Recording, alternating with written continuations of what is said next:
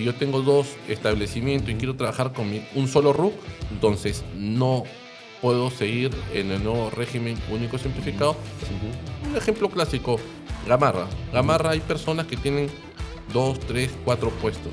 Los gastos personales no son susceptibles de descuento para pagar menos impuesto a la renta, ¿no? Entonces hay multas en el régimen general que equivale al 100% de la unidad impositiva tributaria. O sea, la multa sería 5.350 soles.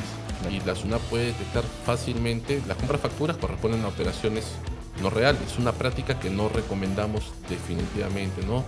Yo percibo solamente quinta categoría, no estoy obligado a obtener RUC y no debo obtener RUC. El RUC es un registro único de contribuyentes, obligatorio para todos los que perciben primera, segunda, tercera y cuarta categoría. Hay que adquirir conocimientos tributarios. Hola a todos y bienvenidos a Tumi Podcast, lo que muchos estaban esperando. Mi nombre es Jean-Pierre Honor, jefe de calidad de Tumisoft, y hoy tenemos un invitado especial. Nos acompaña el doctor Alfredo Carela, abogado tributarista con más de 20 años de experiencia en la SUNAT, quien responderá a todas nuestras consultas o dudas sobre el tema tributario. Doctor Carela, bienvenido. Cuéntenos un poco sobre su experiencia, por favor. Buenos días, Jean-Pierre. Muchas gracias por la invitación. Bueno, tengo casi 33 años de ejercicio profesional, 20 de los cuales lo hice en la SUNAT, brindando orientación a los contribuyentes en los diferentes centros de servicios. Espero hoy día poder ayudar a todos nuestros oyentes y seguidores a fin de darle algunos tips que le van a ser de utilidad, ¿no? Amplia experiencia, doctor Carela. Bueno, vamos a la primera pregunta. De hecho, muchos de nuestros clientes y muchas de las personas que han estado respondiendo a las encuestas, vamos a ordenarlas. En este caso, la más importante es lo siguiente. ¿Se puede pagar menos impuestos a la SUNAT sin evadir, doctor Carela? Tengo entendido que, bueno, el secreto es no evadir, no esconder prácticamente los ingresos, sino utilizar los beneficios que la ley nos permite, ¿cierto? Así es, así es.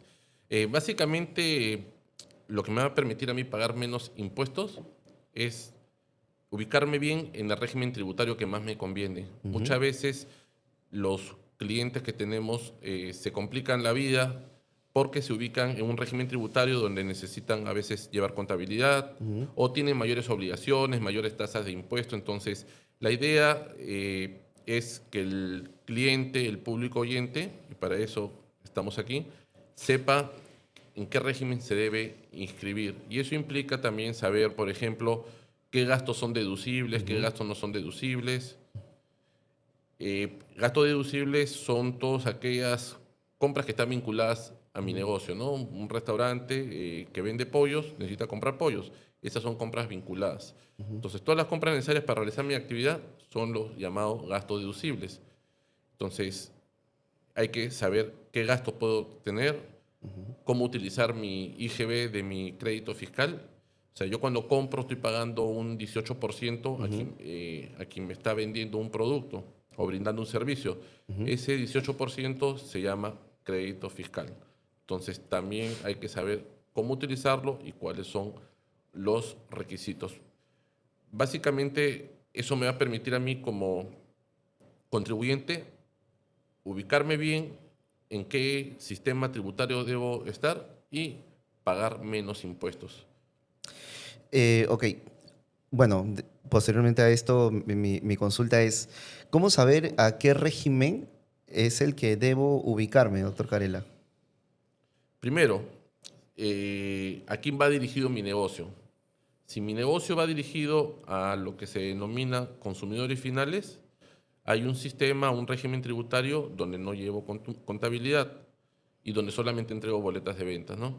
Y que en breve lo voy a mencionar. Hay otros regímenes donde está dirigido a personas que compran para revender o que se dedican a alguna actividad y necesitan esa compra, ese insumo para poder desarrollar sus actividades y luego ellos vender el bien o el servicio. Entonces, en ese caso, sí van a necesitar facturas. Entonces, hay regímenes tributarios donde sí se puede entregar facturas, ¿no? Entonces, pero para que me puedan comprender cuáles son los regímenes tributarios, creo y considero necesario explicarles cuántas categorías hay en el impuesto a la renta.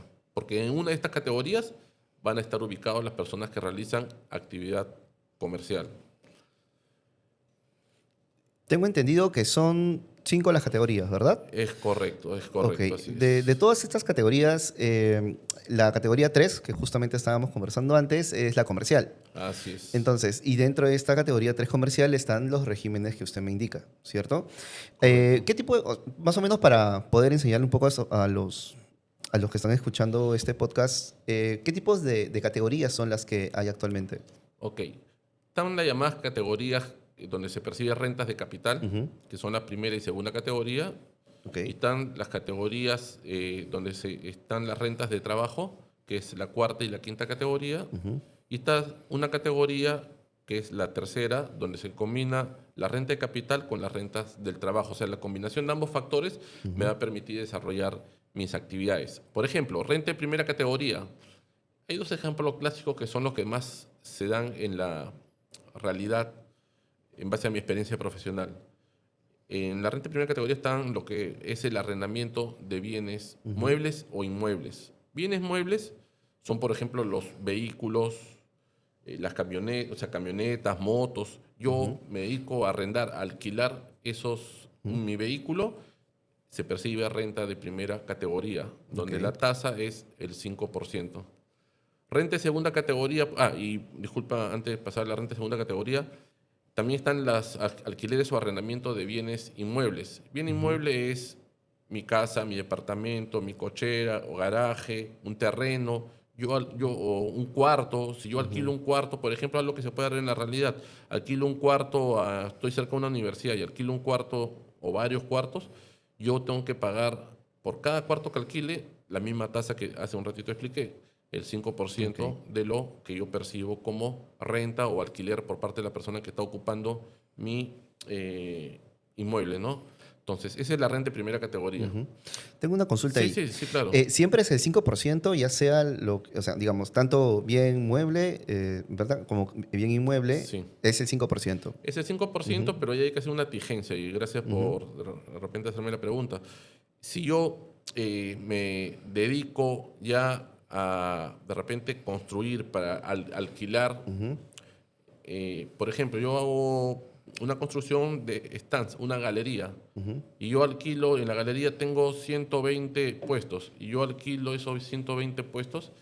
O sea, ahí la nacional lo que va a hacer es analizar la naturaleza de la operación. O sea, no es que yo estoy dedicándome a alquilar porque tuve una propiedad y tuve la oportunidad de alquilarlo o arrendarlo. Ujú. No, aquí lo que se ha buscado es construir una galería, por ejemplo, con 100 stands, como te dije, y alquilarlo a diferentes comerciantes. Entonces, ahí hay un ánimo, se puede decir, comercial. Comercial. Entonces, ahí SUNAT es muy probable que observe ese caso Ujú. y lo califique como renta de tercera categoría, donde el impuesto es mayor, no se Mayor, paga ahí el claro. 5%. Pero Ya pasaría como que a una categoría comercial, así ¿verdad? es. Pero, por Ok. ejemplo, hay personas que se dedican a alquilar, compran y alquilan sus vehículos y le pagan diariamente 30, 40 soles, tienen 4 o 5 vehículos. Ujú. Ahí también hay la discusión, ¿eso es renta de tercera categoría o siempre es renta de primera? O sea, va a depender de cada operación. Ujú. Entonces, no hay en la norma tributaria un límite. O sea, acá la norma no me dice, si yo tengo 5 vehículos y alquilo a partir del sexto, ya es renta de tercera categoría. Puedo Ujú. alquilar 10 vehículos y seguir siendo primera categoría y Ok. pagar por cada uno el 5%, ¿no? Igual en el caso de los inmuebles, puedo tener yo varias propiedades y alquilo diferentes propiedades, mi departamento, cochera, casa, porque esa es mi actividad. También, todo eso puede ser Ujú. renta de primera categoría. Entonces, la SUNAT, para concluir este puntito, simplemente va a evaluar si yo realizo la actividad ya de manera comercial o no, y para eso va a ver cada operación en concreto, ¿no? Perfecto. La Esas son segunda las rentas, categoría. disculpa, de Ajá, primera sí. categoría. Esa es la primera categoría. ¿Y la segunda? ¿Estaba explicando sobre la Que segunda? es también otra renta de capital, que básicamente hay dos ejemplos que te podría dar, es cuando yo celebro contrato de préstamos. Por Ujú. ejemplo, nosotros celebramos un contrato de préstamo Ujú. que, ojo, tiene que estar redactado por escrito y con firma legalizada para que sea válido ante la SUNAT. Y yo te presto dinero y tú me vas a devolver un interés mensual o anual. Cuando Ujú. tú me devuelves el interés, ese interés, o sea, lo que yo percibo como interés, paga el 5%. O sea, como si fuera un alquiler, exactamente Ok. igual, la misma tasa, el 5%. Ok. Y también, otro ejemplo, en segunda categoría están los ingresos por concepto de pago de dividendos. Cuando un socio de una empresa recibe utilidades, para efectos jurídicos tributarios, eso se conoce como dividendos. Entonces, ese pago de dividendos también está afecto a la tasa del Del 5%. 5%. Así es, así es. Ok. Vamos a saltarnos la tercera categoría porque en esta vamos a ahondar un poco más, ya que Así es. es la categoría donde es el tema comercial, en la que vamos a detallar un poco. Sobre la cuarta y la quinta, doctor Carela. Sí, esas son las llamadas rentas de trabajo, ¿no? Ok. En la cuarta categoría están lo que creo que todos ya conocemos, los ingresos que se perciben por el ejercicio de una profesión o un oficio y se emiten recibos por Por honorarios. honorarios, ¿no? Y luego tenemos lo que viene a ser la renta de quinta categoría, que es cuando uno ejerce la actividad profesional o un oficio de manera dependiente. O sea, estamos ya ahí hablando en esta quinta categoría de una relación laboral. En la cuarta categoría no hay relación laboral. En la quinta categoría sí hay relación laboral. Yo estoy como trabajador dependiente, sujeto a una subordinación de mi empleador. O sea, mi empleador me va a dar las indicaciones, me va a decir dónde debo prestar mi servicio, me va a establecer un horario de trabajo. Laboral. Entonces, todas esas condiciones me hacen que yo sea considerado como una renta de quinta categoría, donde no se emiten recibos por honorarios y simplemente estoy en planilla, ¿no? Un trabajador o una persona, disculpen para hacer la precisión, puede tener todas las categorías. O sea, alquilo un cuarto, percibo renta de primera categoría. Cobro utilidades de una empresa de la que soy socio, renta de segunda categoría. Giro mis recibos por honorarios porque también soy contador y presto mis servicios, cuarta categoría. Ok. Y trabajo en una empresa por horas realizando actividad contable, quinta categoría. Eso es bastante interesante. Bueno, recién me entero justo en la última conversación que tuvimos, ¿no? Pensé que solo podías pertenecer a una sola categoría, ¿no? En este caso, como usted me indica, puedes tener varias categorías en simultáneo, por La decirlo única así. categoría en la que no está obligado a obtener el número de RUC, o sea, registro único de contribuyentes, Ok. es la quinta categoría. Quinta Si yo categoría. percibo solamente quinta categoría, no estoy obligado a obtener RUC y no debo obtener RUC. El RUC es un registro único de contribuyentes obligatorio para todos los que perciben primera, segunda, tercera y cuarta categoría. Así es. Ok. Ahora vamos a detallar la categoría 3, que es comercial, ¿verdad? Tengo entendido que son 4, ¿verdad? Sí, Nuevo 4 RUS, regímenes tributarios. el Así es. régimen que es el nuevo RUS, Sí, ¿verdad? sí, sí. El RER, Así el es. MIPE tributario y el general. Correcto. Exacto. Vamos digamos, del menor, Al del más mayor, pequeño al al más mayor. más simple, al más El más simple, complicado. más complejo, ¿sí? El nuevo RUS. De hecho, que muchas personas que nos están escuchando recién están iniciando, son emprendedores, están abriendo recién un negocio, probando por ahí con un alquiler de una tienda. De hecho, que es el primer paso que deben dar, en este caso, nuevo RUS, ¿verdad? Sí. O de qué depende para que ellos puedan elegir este régimen, doctor Carela. En esta tercera categoría hay 4 regímenes tributarios. El nuevo régimen único simplificado, conocido también como NRUS. Está el régimen especial del impuesto a la renta, el régimen MIPE tributario y el régimen general del impuesto a la renta.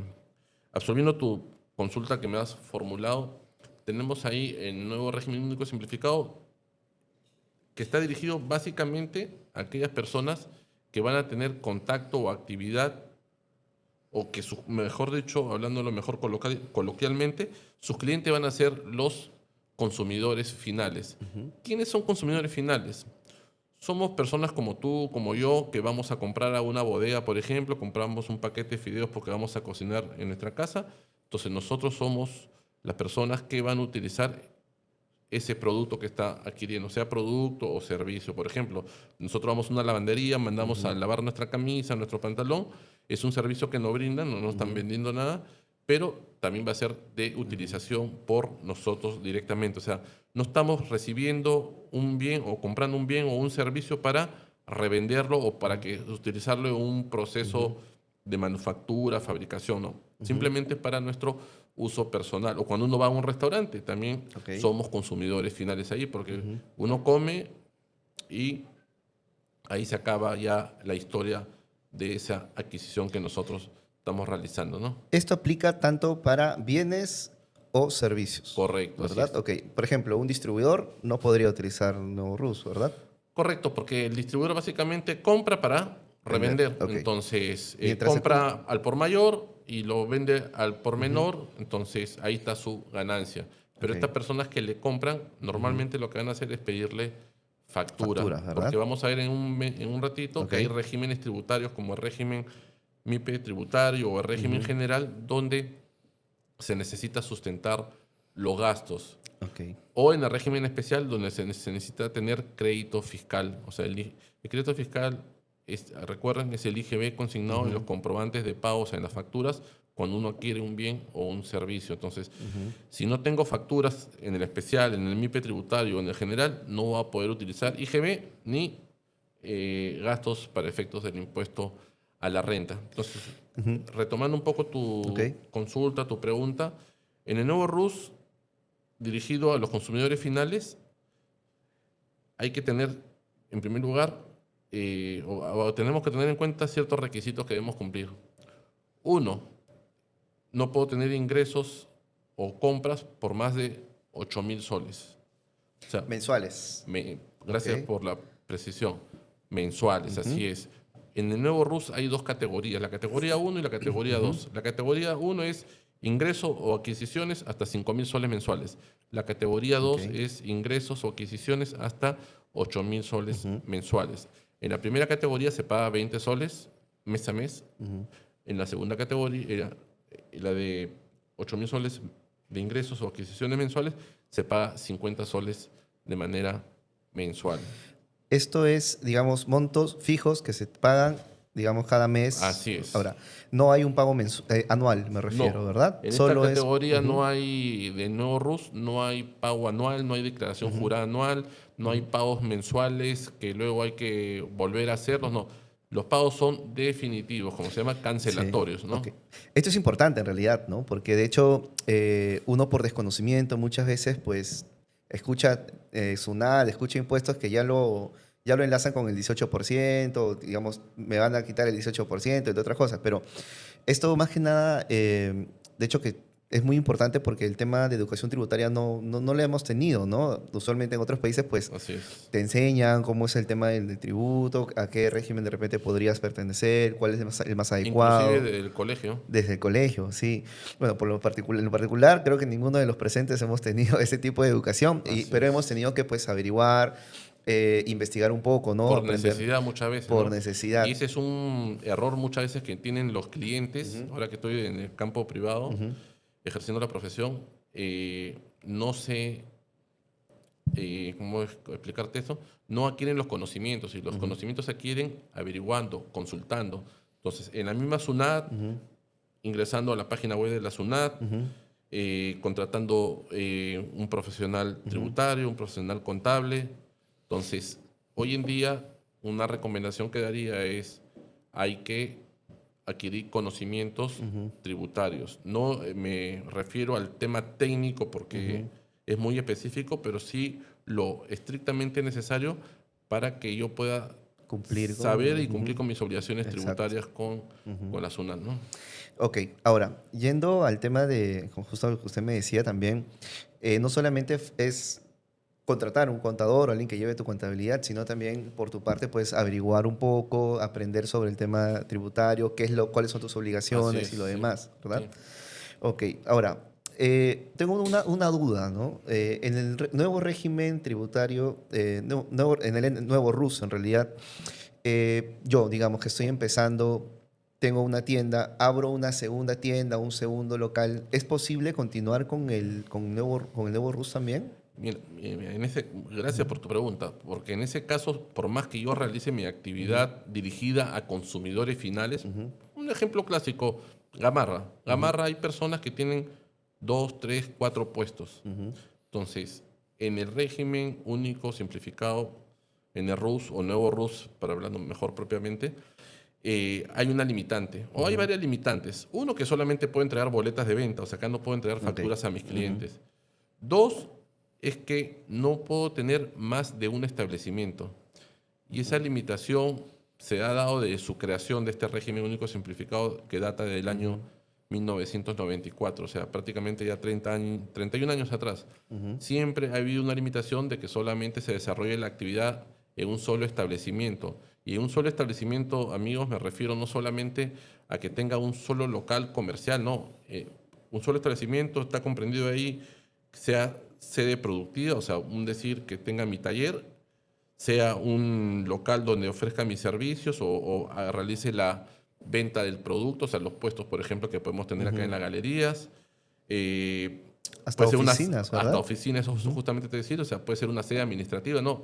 La norma es clara, que regula el nuevo régimen único simplificado. Actividades, no importa de qué tipo sea, comercial, administrativa, producción, en un solo establecimiento. Si yo tengo más de un establecimiento, no puedo estar en el régimen único simplificado. ¿Y cómo soluciono esto si es que ya tengo 2 establecimientos, tengo un nuevo RUS? ¿Y cuál es el siguiente paso? ¿Qué es lo que nos recomendaría usted, doctor Carrera? Claro, ahí hay que tomar el toro por las astas, como se dice coloquialmente, y tengo que cambiarme de régimen tributario. ¿Por qué? Si es que quiero seguir trabajando con mi número de RUC. O sea, en la práctica hay 2 soluciones. La primera es la que estoy mencionando, o sea, cambiar de régimen, irme a uno que es casi similar en cuanto a la simpleza, donde no se hace declaración jurada anual, que es el régimen especial del impuesto a la renta, donde puedo emitir facturas y no tengo la limitante en cuanto a la actividad en un solo local. Esa es una solución.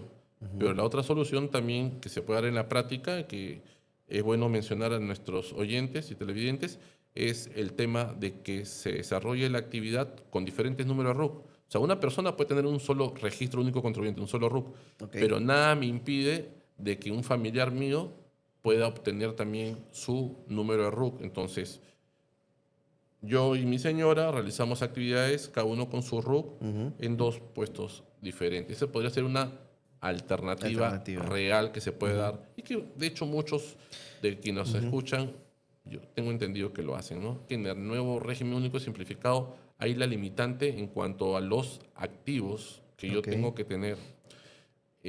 No puedo tener activos mayores a 70.000 soles como activos. Ojo, estos 70.000 soles no incluye ni a vehículos, no incluye tampoco a predios, o sea, a inmuebles.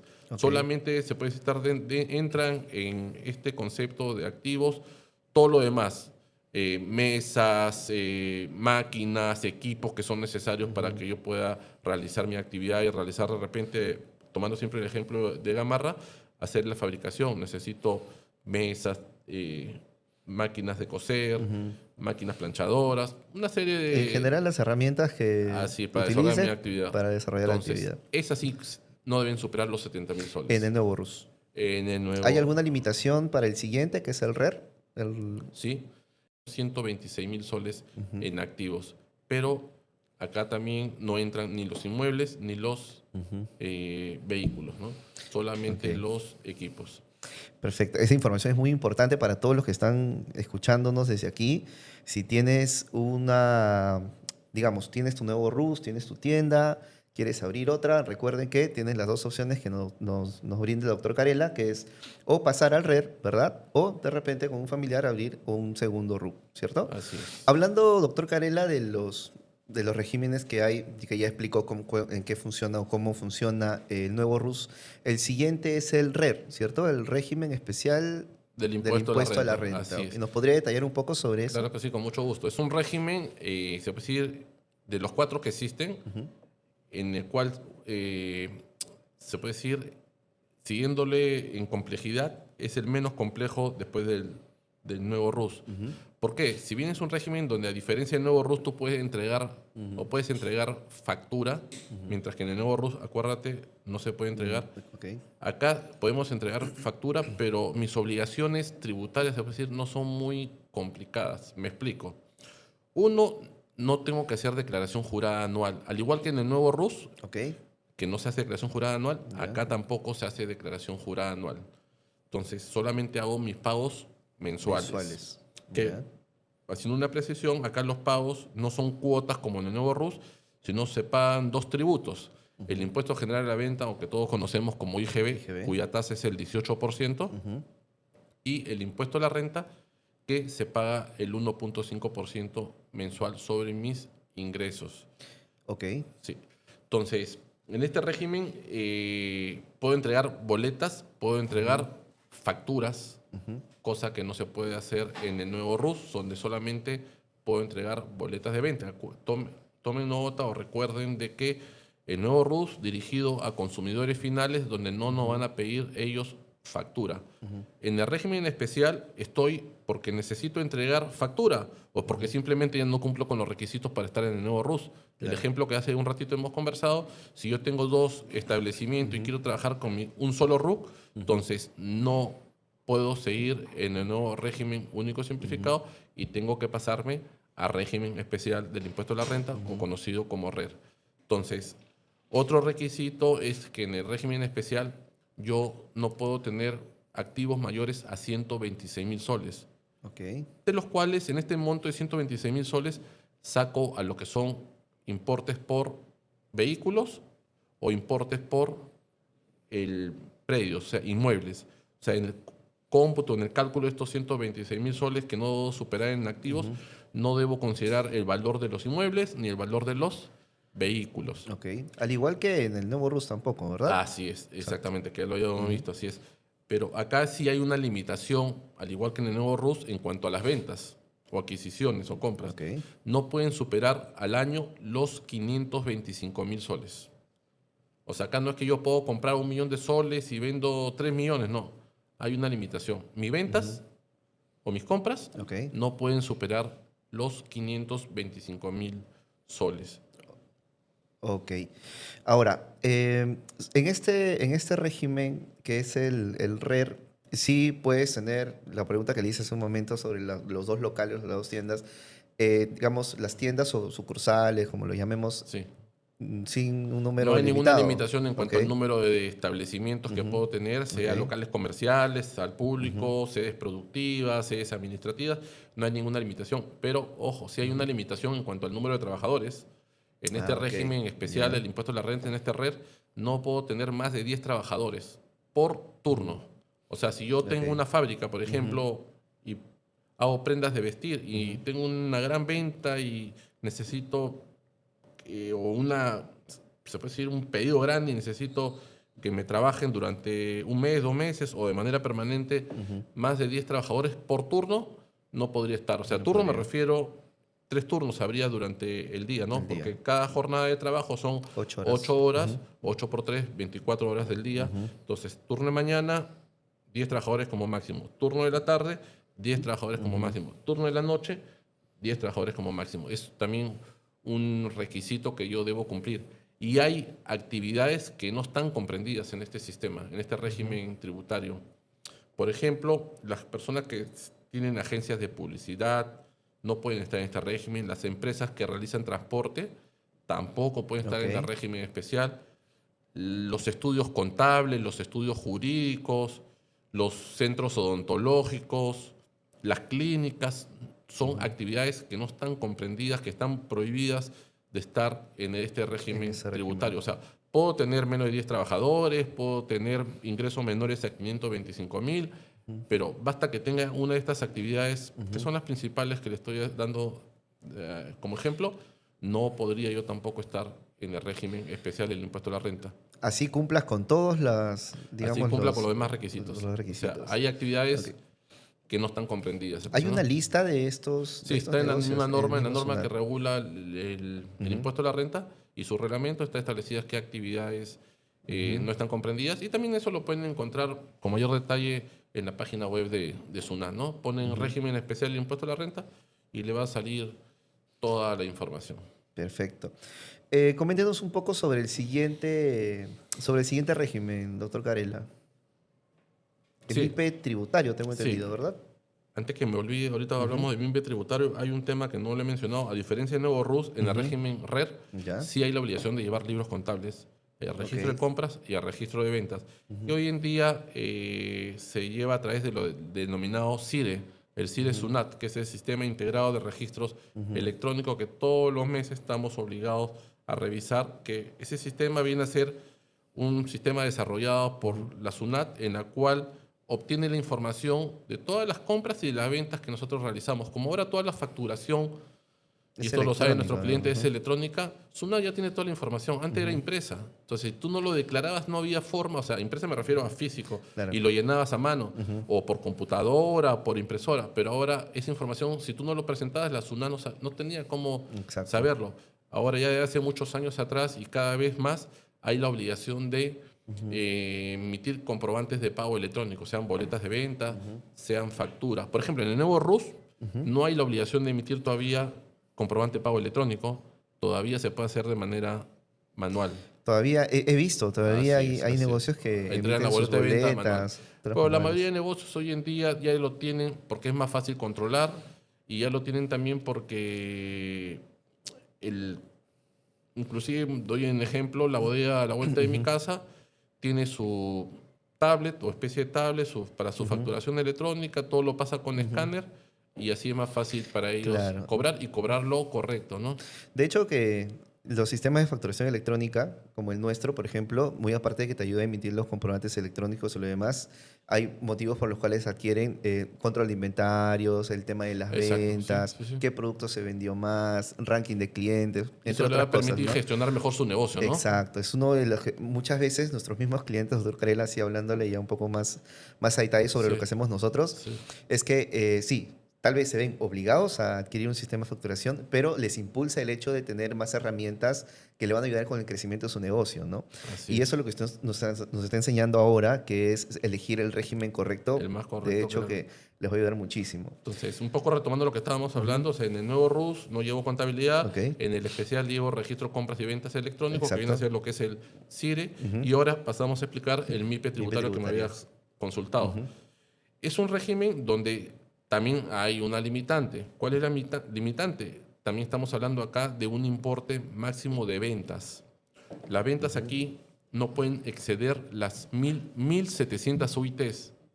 O sea, si yo vendo hasta 1.700 UITs, puedo estar acá en este régimen denominado MIPE tributario.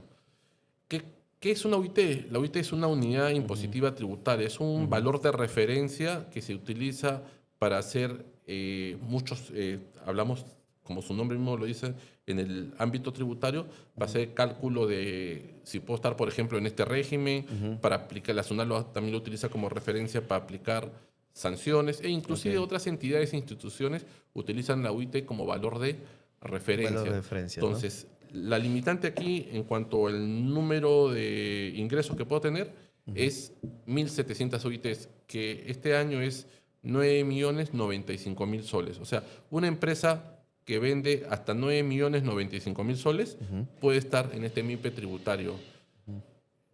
Si hablamos, se va a decir, una empresa que ya vende 9 millones ya no es ninguna empresa pequeña. Ok, obviamente. O sea, es una empresa ya grande, ¿no? Pero es un régimen que le conviene más que el régimen general, porque acá hay tasas diferenciadas que ahorita les voy a mencionar en cuanto al impuesto a la renta, ¿no? Entonces, esta es una limitante que no existe en el régimen general, que es el último que vamos a explicar en breve. En el MIPE tributario, la limitante es el valor de los ingresos, o sea, de las ventas que yo puedo tener durante el año, que es el monto que se breve momentos te he indicado. Acá también hay que llevar libros de contabilidad. Ok. ¿Cuáles son? El registro de compras, el registro de ventas, que son electrónicos, el CIRE que hemos hablado, y el libro diario simplificado, que es otro libro de contabilidad, que eso lo tiene que llevar un profesional contable. Ok. Entonces, tanto en el régimen especial, este régimen MIPE tributario, o en el régimen general, vamos a tener que nosotros llevar contabilidad. Por lo tanto, vamos a tener la necesidad de contar con un profesional que conozca el tema, lo que nosotros sabemos, un profesional contable, o sea, un contador, ¿no? Entonces, Exacto.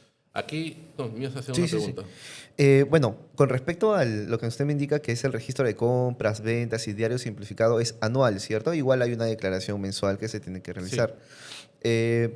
La cantidad de... Usted hablaba sobre el RER, sobre la cantidad de trabajadores. En el MIPE tributario no hay limitación. No hay limitación. Ok. Solamente la limitación, estamos hablando de lo que viene a ser la actividad. La ¿no? actividad. Disculpa, la Ok. actividad no, los ingresos, ¿no? que son las 1.700 UITs por año, ¿no? Así es. Acá se hace declaración jurada anual, igual que en el régimen general que vamos a ver en breve. En el especial, RUS, no hay declaración jurada anual.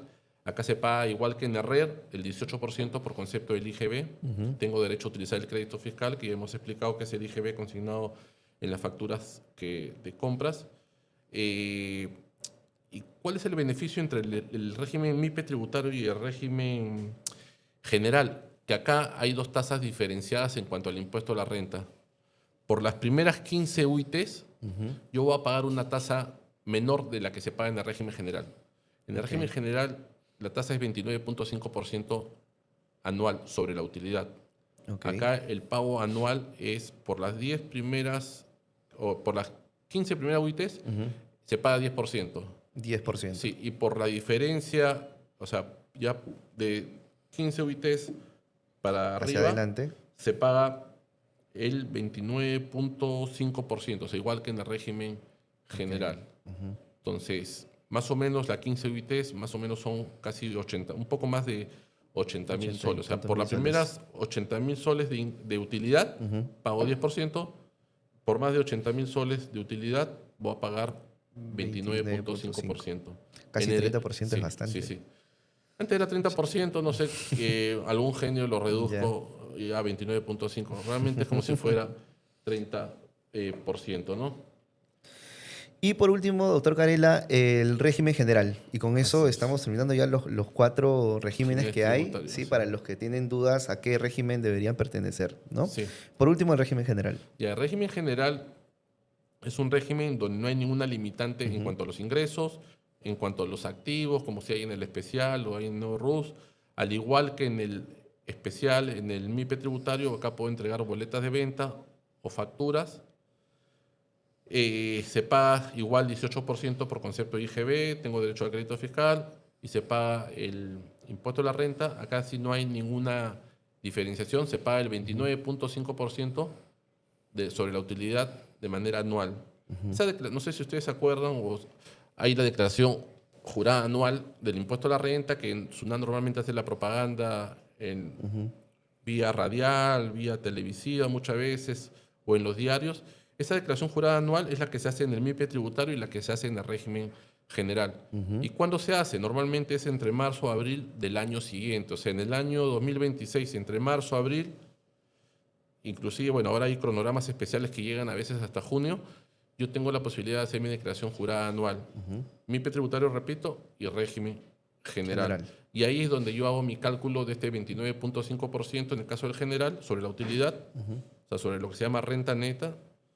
O en el caso del MIPE tributario, yo pago sobre las 10 primeras, 15 primeras UITs, el 10%, y sobre la diferencia ya pago este 29.5%. En este régimen general también hay que llevar libros de contabilidad, compras, ventas, el libro diario, el libro diario, el libro mayor y otros libros dependiendo de la cantidad de ingresos que tenga la empresa, ¿no? A mayor ingresos va a tener inclusive que llegar ya a llevar contabilidad completa, ¿no?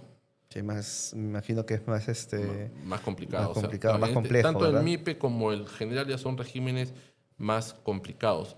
En esos dos regímenes, o sea, en el general y en el MIPE tributario, aparte ese impuesto anual la renta que recae sobre la utilidad, algo que no les he indicado y que de repente es bueno precisar, hay que hacer pagos a cuenta mensuales del impuesto a la renta, o sea, pagos parciales. O sea, la SUNAT lo que no quiere es que llegue en marzo o abril del próximo año y determinen ustedes su utilidad y el impuesto sale muy alto. Entonces, lo que les dice es, ustedes tienen la obligación de hacer mes a mes pagos a cuenta de ese impuesto anual que van a pagar. Y estos pagos a cuenta no están en función de la utilidad. Los pagos a cuenta están en función de los ingresos que se perciben. Entonces, en el régimen general se paga de acuerdo a un coeficiente que se determina, el cual no puede ser menor al 1.5%, y en el régimen que estamos hablando del MIPE tributario, también la tasa en promedio es 1.5%. O sea, hay que hacer pagos adelantados del impuesto a la renta mes a mes, no sobre la utilidad, sino eso lo hacemos sobre los ingresos que nosotros percibimos, ¿no? Ok. Doctor Carela, ¿qué gastos puedo usar para deducir el impuesto a la renta? Muy buena pregunta, Jean-Pierre. Acá hay que ver un tema antes de poder responderte ese interrogante. Lo primero es saber qué son gastos. Algo ya habíamos hablado. ¿Por qué son importantes los gastos? Los gastos son muy importantes básicamente en el régimen especial y en el régimen, disculpa, en el régimen MIPE tributario y en el régimen general del impuesto a la renta. Hablo de gastos. En cuanto a crédito fiscal, que es el IGB consignado en los comprobantes de pagos, eso sí es importante en el especial, en el MIPE tributario, en el régimen general. Los gastos son aquellos desembolsos que yo hago para poder compras, se puede decir, adquisiciones de bienes o servicios que yo realizo para poder desarrollar mi actividad comercial, mi actividad también se puede decir en cierto punto de vista profesional, ¿no? Okay. Entonces, en el general y en el MIPE tributario, recuerda que mencioné que se paga de manera anual sobre la utilidad. ¿Y qué cosa es la utilidad? Yo mismo te respondo. La utilidad viene a ser mis ingresos, mis ventas que yo tengo durante mes a mes, y eso viene a ser mi ingreso anual. Mis ventas anuales, le voy a descontar, deducir, hablando de punto de vista tributario, mis gastos. Por eso se llama gastos deducibles. Entonces, a mis ventas o ingresos, ya sea de bienes o servicios, le descuento, le reduzco todas las compras, adquisiciones que yo he realizado también de bienes, productos, insumos o servicios que han sido necesarios para poder yo desarrollar mi actividad. Lo que me queda, Jean-Pierre, viene a ser la utilidad. Y sobre esta utilidad es que yo pago, en el caso del MIPE tributario, el 10% sobre esa utilidad, sobre las primeras 15 UITs y sobre la diferencia, el 29.5%. En el caso del general, de frente sobre esa utilidad, se paga el 29.5%. Anual, así es. Ok. Ahora, ¿qué compras son las que deberíamos nosotros registrar o, digamos, como pedir facturas, por decirlo así, de entre gastos y servicios, ¿no? Me imagino, justo también conversando también con usted, eran relacionadas al negocio, ¿cierto? Así es. Un criterio muy importante que hay que tener en cuenta es que o dos criterios que debemos tener en cuenta para poder deducir los llamados gastos son el criterio de la causalidad y el criterio de la razonabilidad. ¿Qué significa causalidad? Que tienen que ser gastos relacionados con la actividad a la cual yo me dedico, ¿no? A ver, de repente yo me dedico a vender prendas de vestir. Entonces, sin embargo, yo paso y le doy a mi contador un gasto por viajes a Punta Cana. Entonces, te pregunto yo, y quisiera que me respondas, ¿es necesario hacer el viaje a Punta Cana, a un resort, especificando un poco más, para que yo pueda desarrollar mi actividad? Creo que la respuesta es obvia. Nada tiene que ver ese gasto que quiero pasar para deducir el impuesto a la renta como un gasto vinculado al negocio. O sea, yo puedo deducir gastos, como dije, bajo dos criterios: causalidad y razonabilidad. Causalidad es que esté vinculado, relacionado a la actividad que yo realizo. Por ejemplo, yo de repente me dedico a fabricar prendas de vestir y las vendo. Entonces, ¿qué necesito para fabricar prendas de vestir? La tela, máquinas de coser, alquilar un local. Servicios de corte, de repente. Servicios de corte, todas esas cosas que se pueden dar. Y luego yo lo distribuyo. ¿Y qué necesito para distribuir? De repente contratar un servicio de delivery o un servicio de transporte. Todo eso son gastos vinculados, gastos relacionados a la actividad a la cual yo me estoy dedicando, a la cual yo estoy desarrollando. Ese es el criterio de la causalidad. El criterio de la razonabilidad está básicamente vinculado al tema del importe, el monto al cual yo me estoy, se puede decir, invirtiendo para desarrollar una actividad comercial. Entonces, de repente no puede ser que yo vaya a comprar, por dar un ejemplo, 10.000 soles en un servicio, o sea, compro un servicio por 10.000 soles, o 100.000 soles, para dar un ejemplo más real, cuando mis ventas mensuales son 5.000, 6.000 soles, y yo no voy a llegar ni siquiera a ese importe para poder pagar dicho servicio que estoy contratando. Entonces, tiene que haber una, se puede decir, razonabilidad entre el importe del gasto con el importe de la actividad, o sea, de cuánto yo percibo por ese servicio que yo estoy o esa compra que yo estoy realizando. Esos son dos criterios muy importantes que hay que tener en cuenta, ¿no? En conclusión, doctor Carrela, digamos, el mayor error o uno de los errores más graves en este caso, o más comunes también, me imagino, es pasar de repente gastos personales como gastos del negocio, ¿no?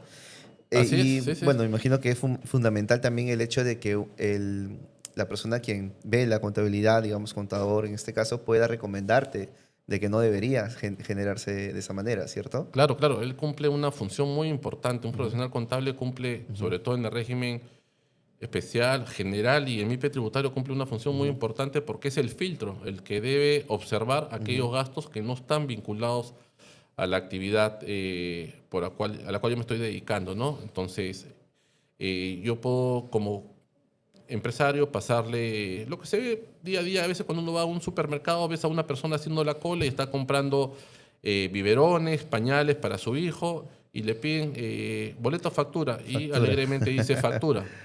Te pregunto a ti, Jean-Pierre, ¿qué tiene que He visto ver? muchas veces, doctor Así Carrela, es. muchas Entonces, veces. esos son gastos personales que Ujú, corresponde a un profesional contable observarlo. O sea, el empresario no debería ni siquiera pasarlo, pero a ujú. veces lo hace por desconocimiento. Entonces, corresponde al Exacto. profesional que está a cargo de Ujú, la contabilidad observarlo y hacer la diligencia que no va a pasar esos gastos. ujú, Y si ante tanta insistencia lo quiere hacer, bueno, en todo caso que lo deje. Yo le recomendaría al contador que pida que lo deje por expresa constancia por escrito, ujú, para que luego mañana más tarde, cuando venga la SUNAT, no diga, oye, ¿por qué me está observando esto? Entonces yo ujú, tengo ahí el sustento para decirle como contador, bueno, yo te dije que esto no podía pasar, ujú. sin embargo lo hiciste, ¿no? Entonces yo creo que es una recomendación que deben seguir, pero sobre todo a los que nos están escuchando, o sea, los gastos personales no son susceptibles de Ujú. descuento para pagar menos impuesto a la renta, ¿no? Doctor Carela, ¿qué errores hace que SUNAT te observe, te multe o inicie una fiscalización?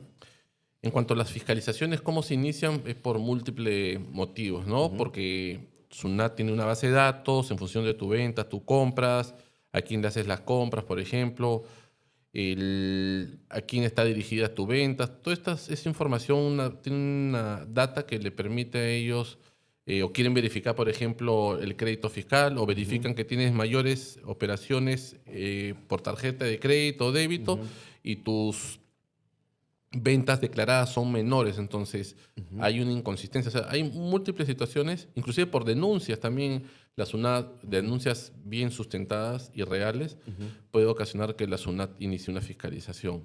¿Cuáles son los mayores, se puede decir, errores que se pueden presentar por parte de los contribuyentes y que puede hacer de que en una fiscalización la SUNAT ujú, pueda observar? Me parece que la principal estaría en que no se cuenta con la documentación sustentatoria correspondiente de las operaciones. ujú, Esa para mí es la primera. O sea, ¿a qué me refiero con esto? A que, por ejemplo, el contribuyente, en este caso, o el cliente que podamos tener, realiza una operación de compra de un bien. ujú, Sin embargo, no acredita, no adjunta este comprobante de pago a la factura, no adjunta un medio de pago, o sea, entrega el dinero a la mano, eso no debe hacerse. Acuérdense que hay que utilizar medios de pago a partir de 2.000 soles o 500 dólares. Ya es ujú. obligatorio utilizar medios de pago. ¿Qué son los medios de pago? Los cheques, los depósitos en cuenta, las transferencias bancarias, todos esos son medios de pago, ¿no? Eso sí es Sí. importante. Justo recién también me enteré hace unos días. Estos movimientos que son en efectivo no deben ser mayores a 2.000. Pasando los 2.000 tiene que ser sí o sí por transferencias, Sí, si no la depósitos. SUNAT lo desconoce el gasto o el crédito Y fiscal. ese es un motivo también por el cual te pueden fiscalizar. No, es un motivo que en la fiscalización te van a A observar observar, ¿ok? la operación y te la van a considerar como ese desembolso de dinero que has hecho en la adquisición de un bien o un servicio.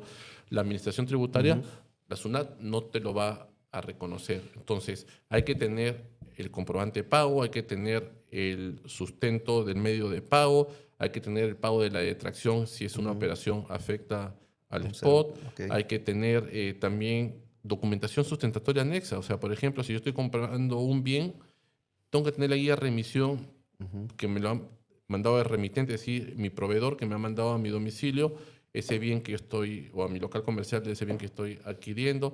Tengo que tener, de repente, dependiendo del tamaño de la empresa, órdenes de compra, órdenes de servicio, correos de coordinación. O sea, a mayor documentación que permita a la SUNAT demostrarle la fehaciencia de la operación, va a evitar que en una fiscalización esa operación de adquisición, de compra, me la observe, que básicamente por ahí va muchas veces las fiscalizaciones, ¿no? Ok. Y también incluyen, digamos, cuando es por servicios, la factura con la detracción, ¿cierto? Hay servicios que, por ejemplo, tú recibes el servicio jurídico de un estudio, el servicio contable de un estudio, Ok. te emiten una factura, esa operación está sujeta a detracción, o sea, al Ok. 12%. Acuérdense que la detracción viene a ser esa parte del monto total de la operación que SUNAT obliga al cliente del proveedor a descontarle del monto de la factura Al a importe pagar, total, ¿sí, ¿verdad? no?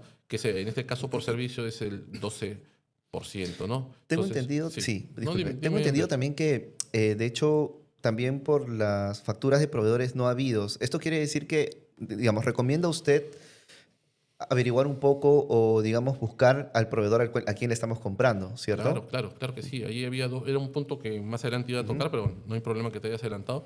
Si yo tengo facturas de adquisiciones de bienes o servicios realizado a proveedores que están o que tienen la condición del domicilio fiscal no habido, SUNAT me va a desconocer esa compra realizada. Ok. O sea, ese desembolso de dinero que me permitiría deducir el crédito fiscal, o sea, pagar menos IGB o pagar menos impuesto a la renta a fin de año, me lo va a desconocer, porque una de las condiciones para que tenga derecho yo a utilizar gasto o crédito fiscal es que el contribuyente, el cliente, el proveedor que me vende, tenga la condición de habido, o sea, ubicado por SUNAT en su domicilio, o sea, que su domicilio fiscal existe, esté registrado ante SUNAT en el momento en que se realiza la operación. Entonces, eso es lo que yo tengo que verificar. Antes de pagarle a mi proveedor, Ok. verificar que esté habido. Si no está habido, eso lo puedo verificar simplemente dentro de la página web de SUNAT.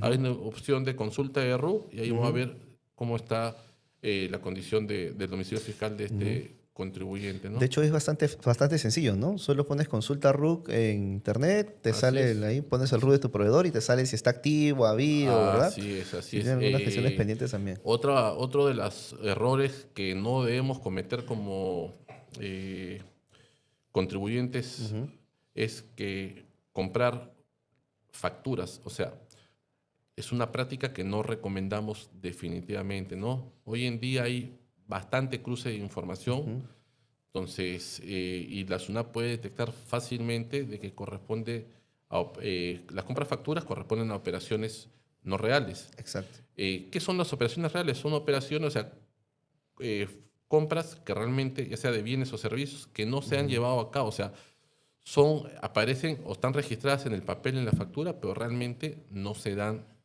¿Y eso qué implica? Que SUNAT ha desarrollado sobre este tema, con la finalidad de combatir la evasión tributaria, ha desarrollado lo que viene a ser los sujetos sin capacidad operativa, los SSCO, SSCO, ¿no? exactamente. Son aquellos sujetos, aquellas personas que tienen RUC, tienen facturación electrónica, pero la SUNAT los ha identificado que no tienen ni la infraestructura idónea, ni, por ejemplo, soy una ferretería, o sea, vendo productos de ferretería, bolsas de cemento, fierros, equipos de construcción, todo. ¿Y cuál es mi domicilio? Un Departamento. edificio, un departamento. Ese es el Departamento caso de dos clásico. habitaciones, chiquito, chiquito. Exactamente. Ok. Entonces, ahí SUNAT, a todos estos sujetos que no tienen infraestructura, que no tienen el personal idóneo, entonces ya los ha identificado y hay un padrón que uno puede consultar para que antes de pagarle la factura Ok. al proveedor, verificar si estás dentro de porque te puede ese proveedor haber realizado una venta real, pero de Ok. repente si está en esta lista, yo recomendaría que no le pague, ¿no? O sea, no contrate con esa persona porque hay, como digo, hay un padrón de los sujetos sin capacidad operativa que SUNAT ya ha identificado y que estamos nosotros obligados a revisar antes de pagar al proveedor, ¿no? Para esto sí es un padrón, ¿cierto? No es que lo puedes obtener a través de una consulta No, RUC que pero no hay es es un padrón que cualquier persona Cualquiera también lo puede acceder. O sea, obtener, entras ¿ok? a SUNAT, buscas padrón de sujetos sin capacidad operativa.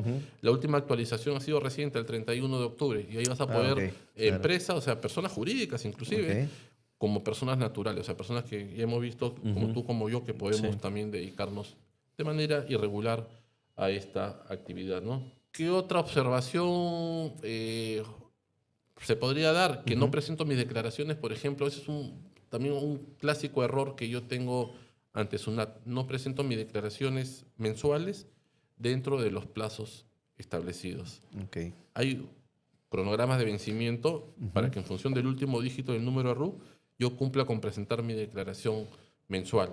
Declarar mi IGB, declarar mi impuesto a la renta, mi pago a cuenta mensual. Si yo lo hago luego de la fecha, ya tengo la aplicación de una multa.